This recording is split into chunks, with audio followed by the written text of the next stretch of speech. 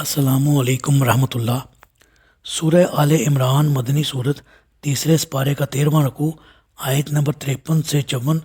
اعوذ باللہ من الشیطان الرجیم، بسم اللہ الرحمن الرحیم۔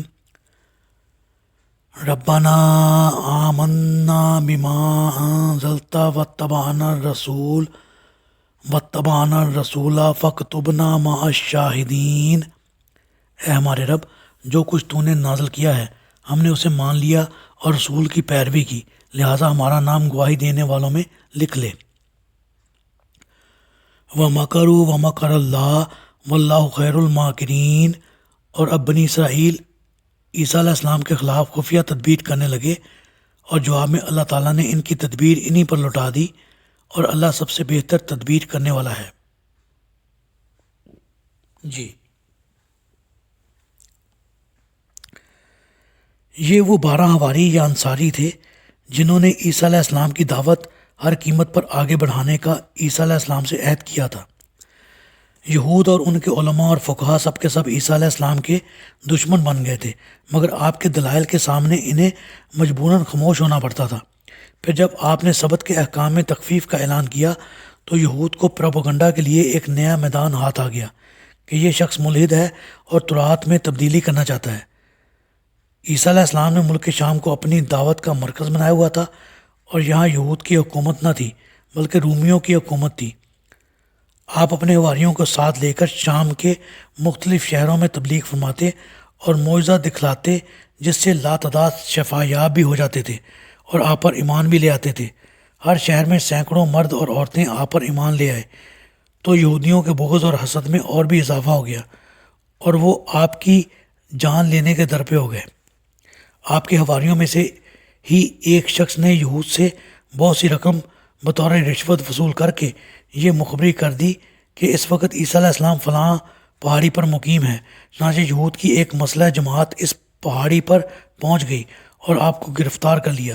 یہ صورتحال دیکھ کر آپ کے حواری سب تتر بتر ہو گئے۔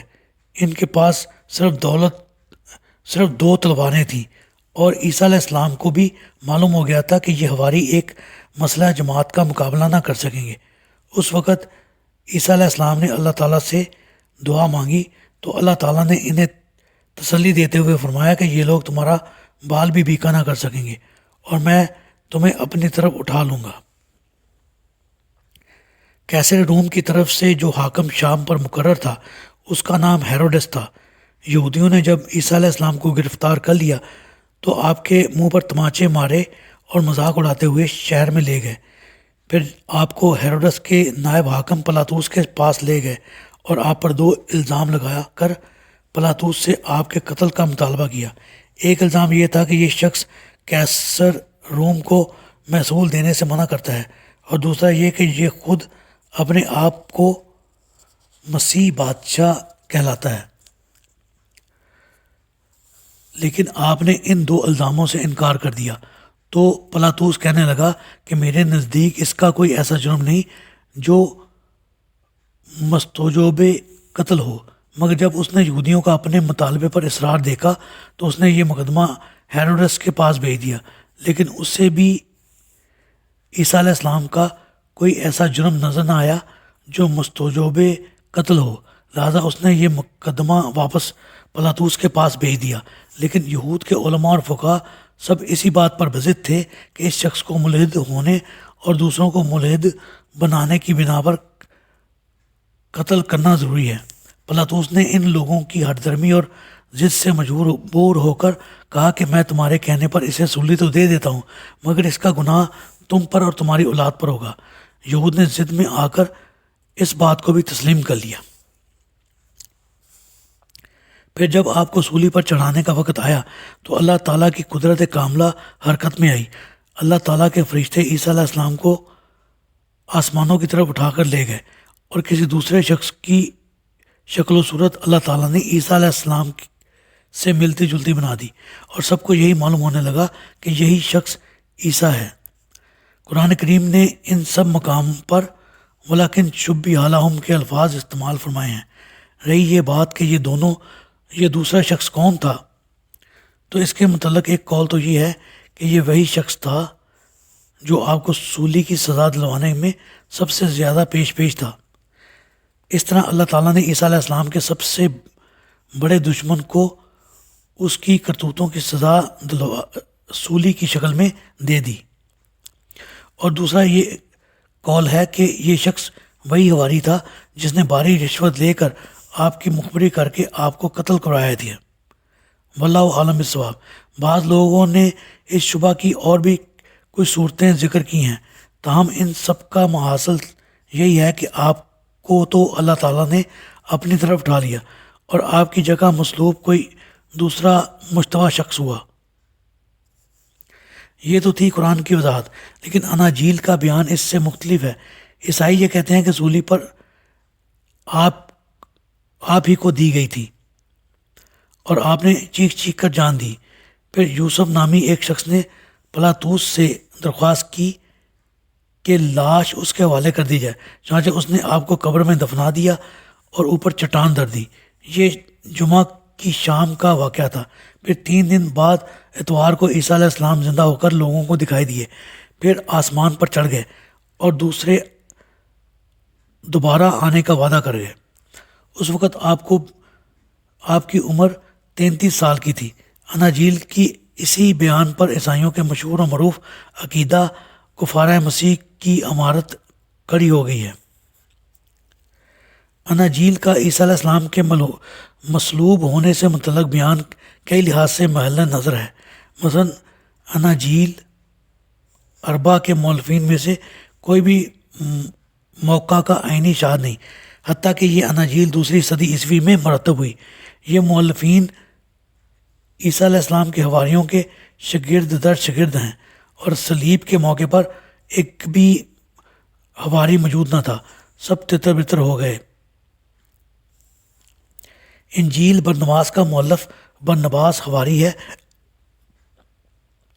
اور یہ انجیل رسول اللہ صلی اللہ علیہ وسلم کے زمانہ سے 100 سال بیشتر عیسائیوں میں مشہور و معروف تھی۔ اس میں یہ عبارت موجود تھی: تب فرشتوں نے باقرہ سے کہا، کیونکہ یہودا عیسیٰ کی شکل میں مبدل ہو گیا، اور یہ یہودا وہی حواری ہے جس نے عیسیٰ علیہ السلام کی مخبری کی تھی۔ یہ انجیل برنباس چونکہ عیسائیوں کے تمام مشہور و معروف عقائد یعنی الوہیت مسیح، عقیدہ تثلیث اور کفار مسیح کی تردید کرتی ہے، لہذا اہل کلیسا نے اس انجیل کو الہامی کتابوں کے زمرے سے خارج کر دیا ہے اور اسے مضبوط کر دیا گیا۔ تاہم یہ کتاب آج بھی دنیا سے ناپید نہیں ہوئی۔ اسلام سے بیشتر عیسائیوں کے کئی فرقے ایسے موجود تھے جو عیسیٰ علیہ السلام کے مصلوب ہونے کے منکر تھے۔ مثلا فرقہ باسلیدی، سربنتی، کاریو کراتی، ناصری، پوئی وغیرہ۔ لہذا عیسائیوں کا یہ دعویٰ کہ مسیح کے مصلوب ہونے کا عقیدہ متفق علیہ ہے غلط ثابت ہوتا ہے۔ بہت سی احادیث سے ثابت ہے کہ عیسیٰ علیہ السلام قیامت کے قریب دمشق کی مسجد کے سفید مینارے پر نزول فرمائیں گے۔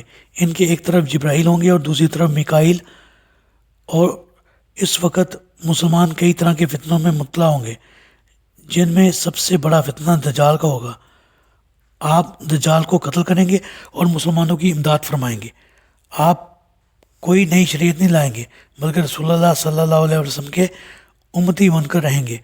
اسی زمانہ میں آپ کی شادی کریں گے، اولاد ہوگی، آپ کے دور میں اسلام کا بول بالا ہوگا، اور بعد آپ اپنی طبعی موت مریں گے۔ اس دوران آپ یہود کو چن چن کر ماریں گے، حتیٰ کہ اگر کوئی شخص یہودی کسی پتھر کے پیچھے چھپا ہوگا تو وہ پتھر بھی بول اٹھے گا کہ یہاں ایک یہودی موجود ہے۔ یہی وہ صورتحال ہے جس کا مابعد والی آیت میں ذکر ہے۔ سیدنا ابو ہریرہ رضی اللہ تعالیٰ عنہ نزول عیسیٰ کے متعلق حدیث بیان کرنے کے بعد فرمایا کرتے تھے کہ اگر تم چاہو تو دلیل کے طور پر یہ آیت پڑھ لو: وَإِنَّ مِنْ أَهْلِ الْكِتَابِ إِلَّا لِيُؤْمِنَنَّ بِهِ قَبْلَ مَوْتِهِ۔ اہل کتاب میں سے کوئی نہ رہے گا مگر عیسیٰ علیہ السلام کی وفات سے پہلے ان پر ضرور ایمان لائے گا۔ اللہ تعالیٰ سے دعا ہے اللہ تعالیٰ ہمیں قرآن کو پڑھنے، سمجھنے اور اس پر عمل کرنے